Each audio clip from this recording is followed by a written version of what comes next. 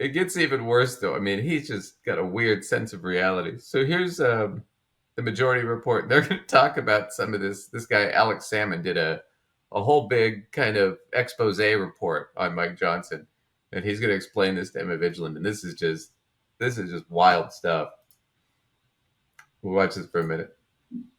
And it seems very extreme from that perspective. Yeah, I mean, the evangelicals have got their man again here. So it's, Pence is a Catholic, right? Mike Johnson is an evangelical. This is truly one of their own. And just incredibly extreme on every level. And you even just sort of look at the way he's risen through the ranks of Republican politics and, was a legal champion for abortion bans in Louisiana. That's kind of how he made his name. Prior to that, he was legal representation for like a creationist museum. Like he's probably the most prominent creationist, like young earth creationist in the country now. And that's really how he like cut his teeth, was trying to win tax breaks for creationist museums. So, this goes all the way back, and you just issue after issue. It's like mass shootings are caused by abortion, and after Katrina, looting was caused by social degeneracy that was brought on by legalized gambling, and it's just obviously there are a bunch of Democratic Oppo researchers who are diving through this stuff right now gleefully, but I don't even think Republicans knew by and large who this guy really, really is, or at least his track record over 20 plus years. Yeah, I mean, I think he nailed it. They didn't have a fucking clue what they were buying when they voted for this guy. They just wanted it over. They thought, oh, he's a nobody. How bad could it be? Well, the guy's a young Earth creationist. He thinks the Earth is like 6,000 years old. And this Ark exhibit is a recreation of Noah's Ark, which never happened, by the way, boys and girls. There was no global flood. I think the Chinese would have noticed. No, remember, the Chinese didn't exist yet. Oh, God, yeah, they did. The Chinese have been around for over 10,000 years as a country. Not in that reality. Not in his reality. Anyway, the Ark exhibit that he got the tax deductions for, it's like a huge museum. It's an Ark, right? And it's so funny because in the Ark exhibit, they show that dinosaurs and humans lived at the same time peacefully. Instead of the fact that we lived hundreds of millions of years apart. I mean, so they've got kids like hanging out with baby velociraptors and riding like a saddle on a fucking triceratops kind of shit. I mean, it's like the Flintstones. It is that fucking ridiculous. But that's what he fought for and he believes in. I mean, this is guy that's second in line to the presidency. You can't stress that enough. Wow. Believes the Noah's Ark story, believes all that shit. God, I mean, it's so much. Oh, they blamed the shooting on, degeneracy and gambling and things like that. He blames shootings on that. It's like the guys when they blamed like hurricanes on gay people, right? Which is like, how does that work? So I love how powerful they've made us. Like, those of us that fall anywhere under the queer umbrella somehow have been given superpowers by Republicans. I mean, well, you guys are. It'd be great if we were as powerful as they gave us credit for, but all the stuff they seem to think that we're even capable of doing is just amazing. Well, that's the thing, though. You have to find a marginalized group that's small, right? When you're a fascist, that's what you got to do, which a lot of conservatives are.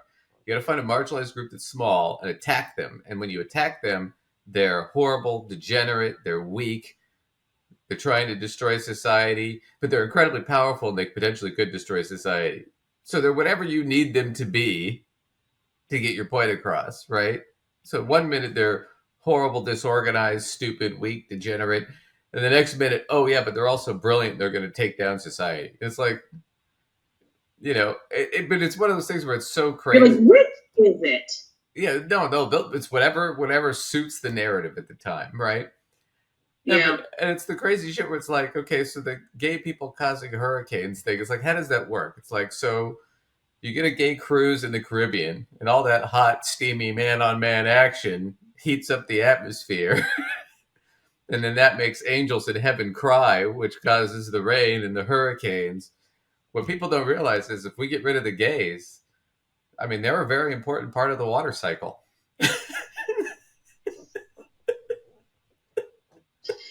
You know what scares me, Duncan? Do you know what really, truly terrifies me? People believe that shit. Is there's going to be somebody that's going to have heard you say that and write it up, and you're going to find that stupid thing you just concocted is going to be on some damn website somewhere. I'll bet you. And there's going to be some group of people that are going to buy it. Oh, I'll bet you it's that. I'll bet you it's something I heard and vaguely half remembered. I mean, it's already on a website. I'm sure it already it exists. Is reality. Yeah, I'm sure I didn't create that, but it just cracks me up, man.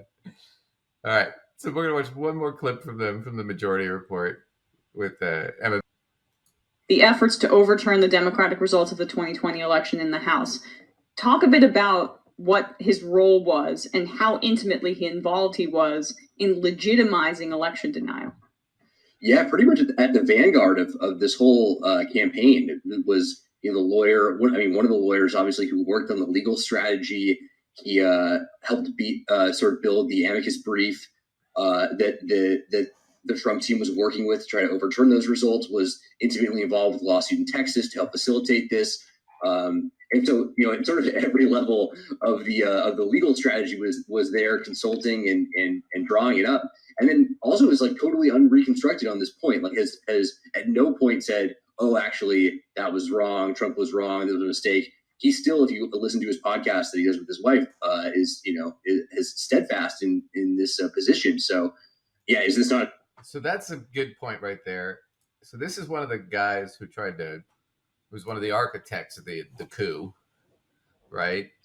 And tried to, and still denies it. Still denies that Biden won.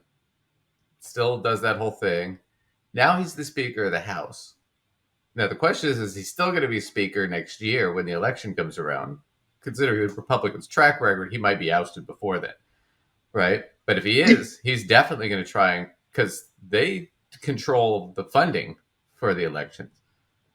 So he could definitely try and thwart the election in the House if Biden wins. And he probably will. And that was kind of the concern with Jim Jordan and Scalise. But now it's with this guy, definitely, right? Right. But so what did he need to do? Right now he's the new Speaker of the House.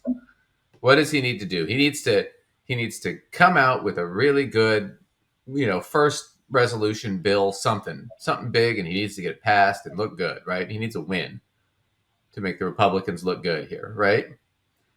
So here's the first bill he passed, and they're gonna talk about it on Morning Joe, and Morning Joe is gonna basically, or Joe Scarborough, who's the host, is basically gonna go on a little rant here, and I almost never agree with him, but basically, Mike Johnson's first bill resolution they pushed out, basically he tripped on his own dick and fell on his face. That's the nicest way I can put this.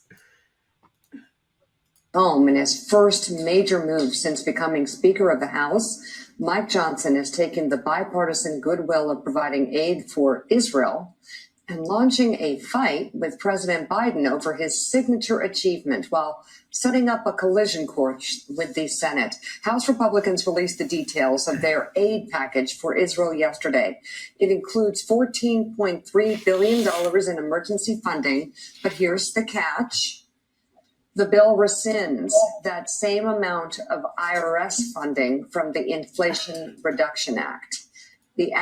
Okay, so here's what that means, just in a nutshell. I'm gonna, please, we're not covering Israel. Watch a political show for that. There's so much to cover there. We could sit here and talk for 2 hours about what's going on in Israel. So we're not agreeing or disagreeing with the funding. I mean, I think I think there should be a lot of caveats on the funding, but whatever. Anyway, so what they're saying is we'll give this $14 billion to Israel for aid to help them out with their conflict with Hamas or whatever. Anyway, we'll do that, but we want to take that from the funding you gave to the IRS. So what happened is for years, and especially under Trump, they cut the IRS really badly. I don't know if you do taxes and stuff, right? Do you remember during Trump, it could take you 2 days to get somebody on the phone because they were so understaffed. Yeah, it was bad. And for people who are tax professionals, there's like a special number. You have a different route, and you'd still wait forever to get anybody. It was maybe a slight improvement over the average citizen, but it was horrible. Right. Way worse. Right. And it was really easy. But when you have it that bad, it's really easy to cheat on your taxes and get away with it because there's no cops around, right? There's no IRS agents. So the IRS was severely underfunded, severely understaffed. Part of the Inflation Reduction Act was they gave all this money to the IRS to hire what was it 8,000 or something, 80,000 new agents. It was something ridiculous. Basically to target and go after wealthy people who cheat on their taxes, because that's where a lot of our lost tax revenue comes from. Is especially wealthy people who don't pay their taxes, right? Well, what Mike Johnson is saying is, okay, we'll aid our ally Israel, but you got to take all that money from the IRS because we don't want our rich friends to have to pay their taxes or get investigated for tax fraud. That's what he did here. And Joe's going to... Wow. I want to remind everyone, Joe Scarborough was a conservative Republican. He's not left wing. He's closer to the middle than most conservatives, but what? Act is the major climate, healthcare, and tax law that President Biden signed into law last year. The GOP bill also focuses solely on Israel, despite President Biden's request for aid to both Israel and Ukraine. That's a good point. The measure is set to be considered by the Rules Committee when the House returns tomorrow, and a vote in the full chamber could happen later this week. Speaker Johnson spoke about the bill to Fox News in an interview. And what's at stake here. And I hope that everyone will put politics aside, get that bill over the line. We're going to have pay-fors in it. We're not just going to print money and send it overseas, because the other concern we have that is overriding this is our own strength as a nation, which is tied to our fiscal stability. And that's a big problem that we have as well. We have to keep it in mind as we try to help everyone else. If the bill passes the Republican-controlled House, the IRS provisions are all but guaranteed to be rejected by the Democratic-led Senate and the White House, setting up a clash over how to approve the aid to Israel and, of course, leaving Ukraine out of the conversation. Well, of course, leaving Ukraine. All right. So we'll get to that in a second. But now, Michael, still, though, I mean, it's... Anyway, so here's the deal. So even if they pass this, there's no fucking way the Senate's going to pass it. The Senate's going to reject it. So it's a pointless bill to begin with. Plus, what you're doing is you're saying, instead of helping Israel, which the Republicans are all for, they're big fans of Israel, right? We're going to, instead of helping Israel to fight Hamas terrorists, which is their whole big thing, no, we're going to cut the IRS so rich people can get away with taxes.